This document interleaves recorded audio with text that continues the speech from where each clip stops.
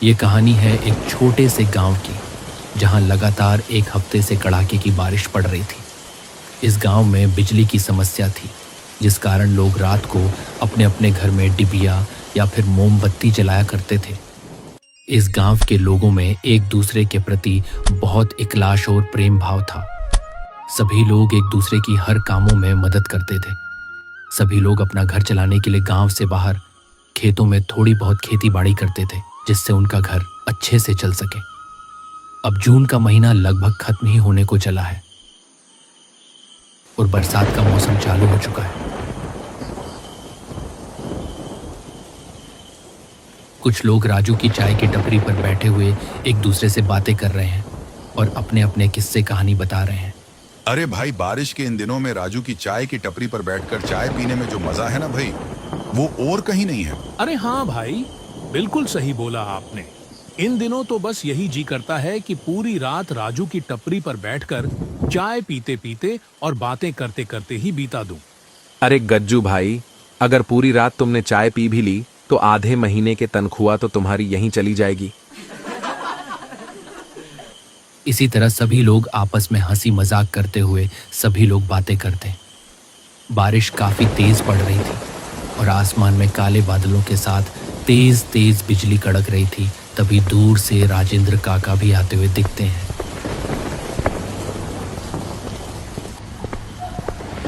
अरे राजेंद्र काका, कहाँ से आ रहे हो? भीगते हुए इतनी तेज बारिश में बीमार पड़ जाओगे। यहाँ आओ और एक कप चाय पिलो, और इसी बहाने हमें अपनी कहानियां भी सुना देना। आपकी सारी कहानियां सुनने में बहुत मजा आता है। अरे हाँ भाई, सब ठीक है। घर पर और जाने का क्या है, यही दफ्तर गया था किसी काम से। अब वो काम तो पूरा हुआ नहीं और ऊपर से इतनी तेज बारिश और शुरू हो गई। अरे हाँ काका, इस बारिश से तो हम भी परेशान हैं, लेकिन इस बारिश में यहाँ राजू की टपरी पर बैठकर सभी दोस्तों के साथ चाय पीने में बहुत आनंद आता है और साथ में आपकी कहानियां सुनने में तो और भी ज्यादा मजा आ जाता है। अरे हाँ काका, सुनाओ ना अपनी एक दो कहानी। ठीक है बेटा, तुम कहते हो तो रुक जाता हूँ। पर बेटा, मैं तुम्हें जो कहानियाँ सुनाता हूँ वो सब कहानियाँ नहीं, एक सच्ची घटनाएं होती हैं। अरे काका, चलो मान लिया आपकी सभी कहानियां सच्ची होती हैं, अब तो आ जाओ। ठीक है बेटा, आज मैं तुम्हें इन्हीं दिनों की एक अपने साथ घटित विचित्र कहानी सुनाता हूँ। अरे भाई राजू, काका के लिए एक कप कड़क चाय लगाओ। तो ये कहानी है उस समय की जिस समय मैं 30 वर्ष का हुआ करता था। काली अंधेरी रातें और उन रातों में तेज बिजली के साथ बारिश पड़ रही थी। मैं अपने दफ्तर से अपने मित्र राम त्रिपाठी के घर जा रहा था। दूर दूर तक कोई भी नजर नहीं आ रहा था, सिर्फ बारिश की बूंदें और चारों तरफ पानी ही पानी। मैं चलता जा रहा था। दूर से मुझे एक व्यक्ति दिखता है। जब मैं उसके पास जाता हूँ और उससे पूछता हूँ, अरे भाई, क्या हुआ? यहाँ इतनी तेज बारिश में क्यों खड़े हो? घर का रास्ता भटक गए क्या? नहीं भाई, रास्ता नहीं भटका, बल्कि घर जाने से डर रहा हूँ, क्योंकि आगे बारिश के पानी से रास्ता बंद है और जंगल के रास्ते से अकेला जाने में डर लग रहा है। वैसे तुम कहाँ जा रहे हो भाई साहब इतनी तेज बारिश में? अरे कहीं नहीं दोस्त, मैं अपने मित्र राम त्रिपाठी के घर जा रहा था। अरे राम त्रिपाठी जी, उनका घर मैंने देखा है। उनके घर को 2 रास्ते जाते हैं, एक सीधा और एक जंगल से होता हुआ। अब सीधा रास्ता तो बंद हो चुका है बारिश के पानी से। अब सिर्फ यही जंगल वाला रास्ता बचा है। थोड़ा दूर पड़ेगा, लेकिन सीधा राम त्रिपाठी जी के घर ही पहुंचेगा। और मुझे भी इसी रास्ते घर जाना है, तो दोनों साथ मिलकर सफ़र तय करते हैं। दोनों साथ रहेंगे तो डर भी नहीं लगेगा। मुझे भी इसकी बातों पर विश्वास आ गया और मैंने भी उसके साथ जंगल के रास्ते से ही जाने के लिए हाँ में सिर हिला दिया। फिर हम दोनों उसे जंगल के रास्ते से ही आगे बढ़ने लगे।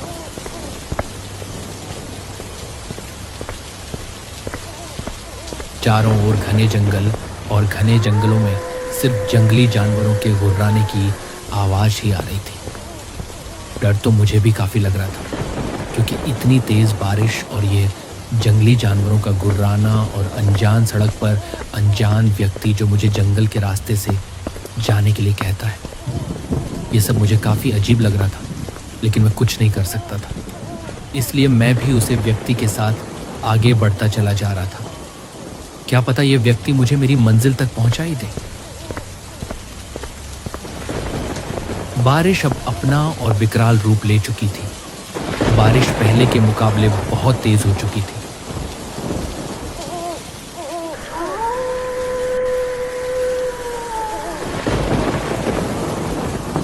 फिर वह व्यक्ति मुझे से बोलता है, अरे भाई, बारिश तो पहले से भी ज्यादा तेज हो चुकी है। हम एक काम करते हैं, इतने पास वाली कुटिया में ही रुक जाते हैं। अब वह कुटिया बिल्कुल खाली पड़ी है, उसमें अब कोई नहीं रहता। जब बारिश रुक जाएगी तब हम फिर से आगे निकल पड़ेंगे। मैंने फिर से उस व्यक्ति की हाँ में हाँ कर दी और उसके साथ पास वाली कुटिया में ही चला गया। फिर मैंने उस व्यक्ति से पूछा, अरे भाई, आपने ये तो बताया ही नहीं कि आप अकेले कहाँ से रहे थे। अरे क्या बताऊं भाई, अभी अभी दफ्तर से आ रहा हूँ। उसके ये बात बोलते ही मुझे थोड़ा थोड़ा डर लगने लगा, क्योंकि सारे दफ्तर शाम 6 बजे बंद कर दिए जाते हैं और ये बोल रहा था कि ये अभी अभी दफ्तर से आ रहा है, जबकि इस समय पूरे 9 बजे चुके थे। इस समय भला कोई दफ्तर कैसे खुल रहा होगा? इस बात पर मुझे थोड़ी थोड़ी शंका होने लगी, पर मैं ज़्यादा ध्यान नहीं दिया और हम दोनों बहुत समय तक यूं ही आपस में बातें करते रहे। लेकिन बारिश रुकने का नाम ही नहीं ले रही थी। तभी आकाश से एक तेज़ बिजली कड़कती है और बारिश थोड़ी धीमी हो जाती है। लेकिन तभी दूर से किसी बच्चे की अजीब तरीके से रोने की आवाज़ आती है।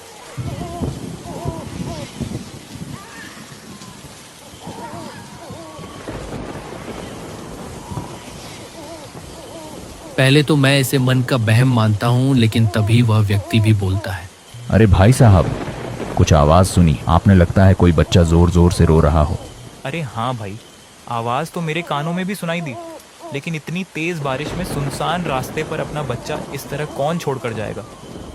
मुझे तो ये सब बहुत अजीब लग रहा है। पर भाई, यह भी तो हो सकता है उस बच्चे के साथ उसकी माँ भी हो।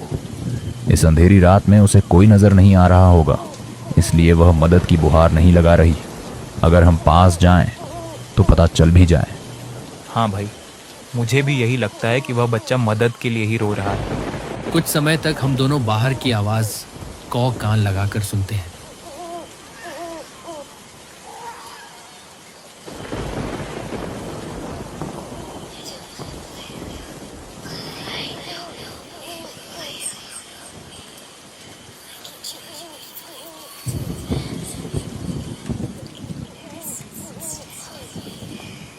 वह आवाज़ स्पष्ट सुनाई पड़ रही थी।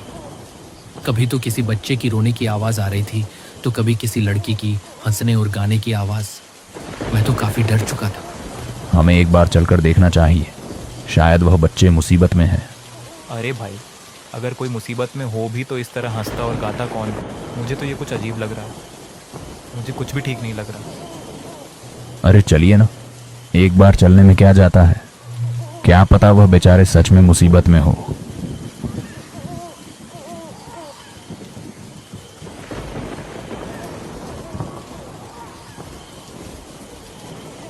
फिर हम दोनों धीरे धीरे अपने पांव उसे आवाज़ की ओर बढ़ाने लगते हैं। उस आवाज़ के पीछे पीछे जाते हुए हम एक घने जंगल में पहुंच जाते हैं। इस तेज बारिश की बूंदें शरीर पर सुई चुभना सा लग रहा था। देखिए, इधर से आ रही है ये आवाज़। चलो चलो, जल्दी चलकर देखते हैं।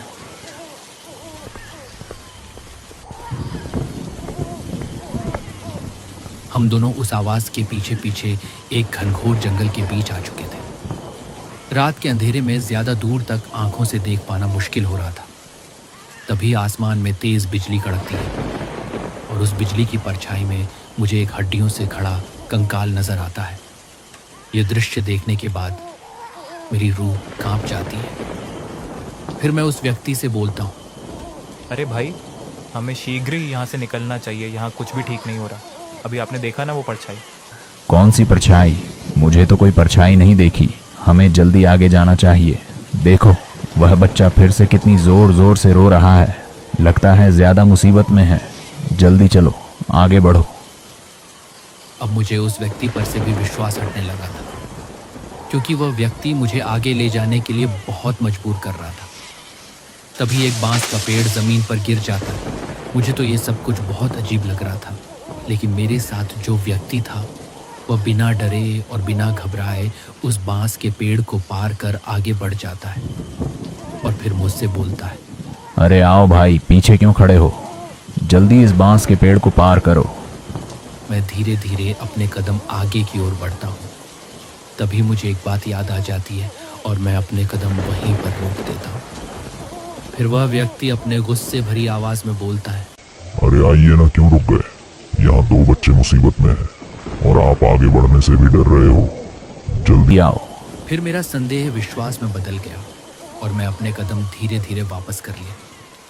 दरअसल मैं भागना तो चाह रहा था, लेकिन भाग नहीं सकता था क्योंकि वह व्यक्ति सामने से मुझे देख रहा था। कुछ देर बाद ही दोबारा से तेज बिजली कड़कती है और वह व्यक्ति अपने असली रूप में आ जाता है। और वही आवाज़ जो इतनी देर से गूंज रही थी, इस आवाज़ में वह ज़ोर ज़ोर से हंसने लगता है। वही सारी आवाज़ जो इतनी देर से हमें सुनाई दे रही थी, सभी आवाज़ वह आदमी दोबारा से निकालने लगता है। तुम लोगों को शायद विश्वास नहीं हो, लेकिन यह घटना मैंने सामने से अपनी आंखों से देखी है। मुझे समझने में देर न लगी और मैं तुरंत ही वहाँ से भाग निकला। मैं इतनी ज़ोर से भागा कि इस अंधेरी रात में वह मुझे देख भी नहीं पाया। मैं यूं ही काफ़ी देर तक भागते रहा, जब तक कि वह जंगल पार न हो जाए। आसमान में बिजली कड़कती रही और ज़ोर ज़ोर से बारिश पड़ती रही।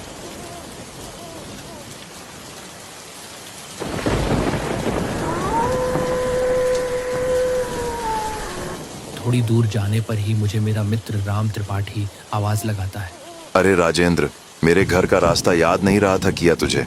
कहाँ रह गया था? इतनी देर हो गई। मैंने सोचा कहीं रास्ते में फंस गया होगा, इसलिए मैं भी तुम्हें ढूंढता ढूंढता यहाँ तक आ गया। मेरे मित्र की ये आवाज़ सुनकर मेरे दिल को थोड़ी तसल्ली पड़ी और मैंने राहत की सांस ली। फिर मैं अपने मित्र से बोला कि पहले तुम घर चलो, बाद में मैं तुम्हें सारी बात बताता हूँ। अब बारिश भी लगभग रुक ही चुकी थी और आसमान भी थोड़ा थोड़ा साफ होने लगा था। फिर मैं और मेरा मित्र राम त्रिपाठी दोनों उसके घर चल पड़ते हैं।